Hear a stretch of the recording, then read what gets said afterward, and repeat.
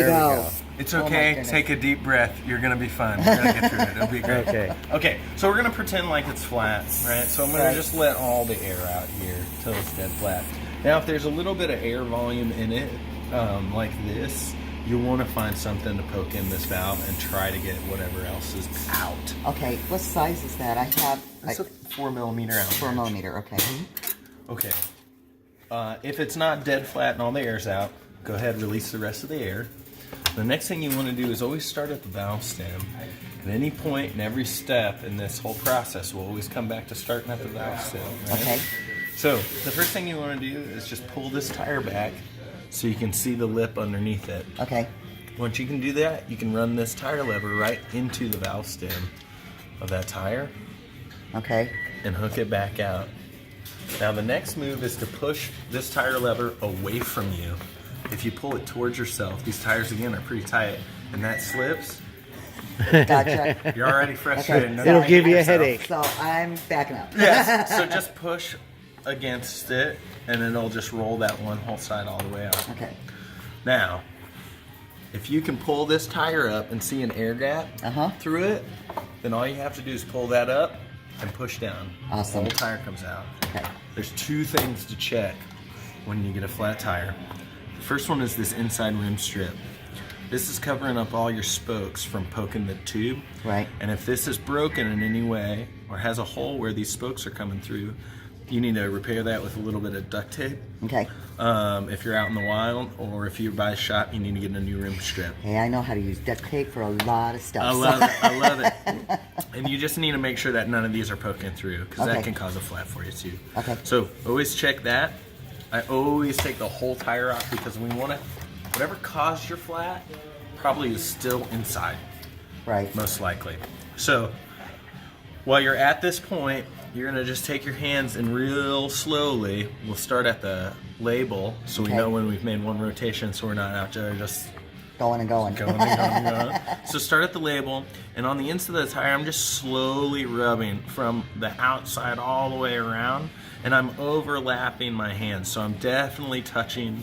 Okay, so it's like starting from here and just going all And the way just across. and just Okay. making sure that you're feeling both sides of that tire, Okay. as well as visually looking. Now these tires are super thick, so there could be little rocks and little thorns stuck into this rubber, but you're not feeling them on the outside. Right.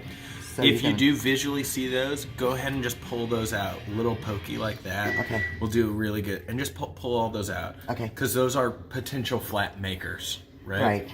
So you'll go around the whole tire feeling, and you want to do this really, really slow, because whatever was sharp enough to make it through all this tire and into that tube and in here is going to be a pretty sharp object. Right. Right? And I've watched people and lay hands open before. So just take your time.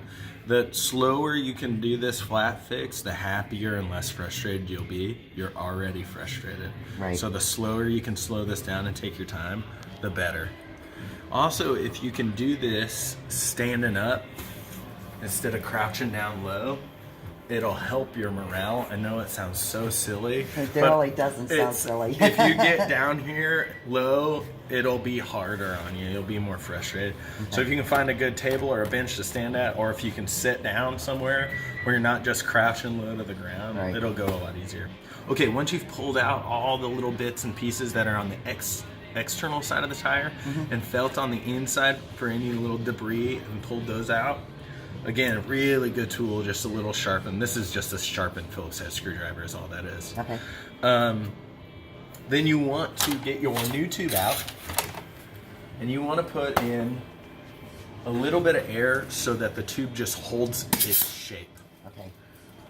And this is going to help us from pinching the tube whenever we put it on.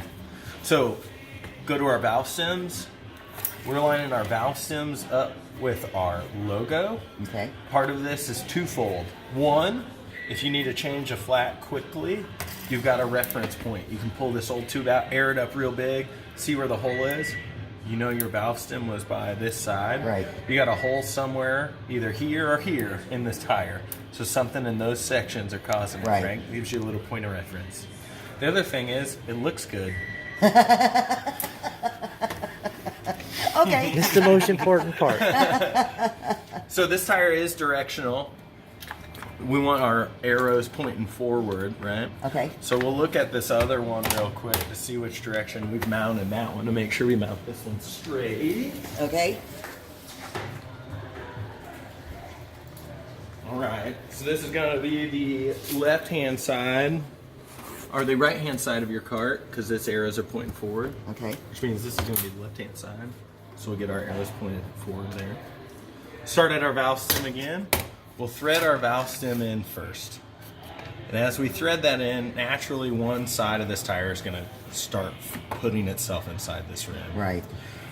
So the action that we're doing to roll this tire on is almost like a reverse motorcycle throttle. We're going to use our thumbs on the bead of this tire to push straight up, and then the rest of our wrists and palms are going to roll over the top of the rim. So one side will be very easy. So I'm pushing with my thumbs upwards while the rest of my hand is rolling up. Does that make sense? It does. The next step is to make sure that tube is all the way inside and over the top of the rim, right? Right. And our double check is to just touch this tire. If this tire is hitting the rim all the way around, that's a pretty good indication that our tube is all the way seated down. Okay. If you can feel the tube sticking out, or if you can't hit the rim, just force that tube further in with your fingers first. Okay. Then we'll start back at the valve stem again. And we're going to be using the same motion, that reverse motorcycle throttle, right? Straight up with our thumbs and then rolling the tire back. I like to do both sides at the same time because it kind of holds itself in place. Gotcha. Once you get about halfway around, turn it around so you can get a good work on the other side. Now, right here is the tricky part, right? It's going to get really tight right here. Right. Well, here's the trick. If you start on the opposite side of your last bit, which is at the valve stem, and you pinch and twist this tire, what that is doing is it's lowering this bead of your tire into the lowest part of this rim.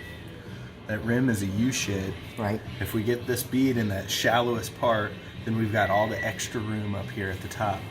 So I'm pinching and twisting to get that bead all the way into the middle of the rim. And then I'm going to do that on this side too. That will now allow us to roll the rest of this tire on. Now, at this very last hard section, we're going to do a little bit different switch up. This hand is going to go to the same thing we've always been doing. So I'm pressing straight up on that tire and rolling it over. Okay. Our other hand is going to hit the tire above the rim and just push straight backwards. Okay. Gotcha. Yep. Now, air up the tire slowly, and with a hand pump, that'll be easier to do. What we want is for this tire to be nice and perfectly straight, rolling good on it. And what that means is we want this white line to never dip underneath this rim. Right. So if we have a little bit of a dip in it with about this much tire pressure in it, we should be able to roll that up just with our hands a little bit. Okay. And if it's not perfect, that's all right, but you want it to be closer. Like this is way too low, right? Basically what that's doing is allowing that tire to come over to another section and give us a lot of room over here. If we aired up this tire really fast with a big dip in it like that, on the opposite side, that tube has the opportunity to blow out the side, right? Right. So we keep that nice and even all the way around. You might have to work one side in a little bit. And again, it's not a big deal if you can't get it perfectly all the way around. But you want to see that white line. You want to be able to see that white line a little bit. Okay. You might have to. And again, I'll get these set up really well for you. And they're so new. They'll stretch and this part will be easier. They'll go into their place a little bit easier. And I might have to hit this with a little bit of... Looks great on this side. It does. That's how it should look. Yeah. I'll hit it with just a little bit of simple green underneath that bead, and that'll pop back out.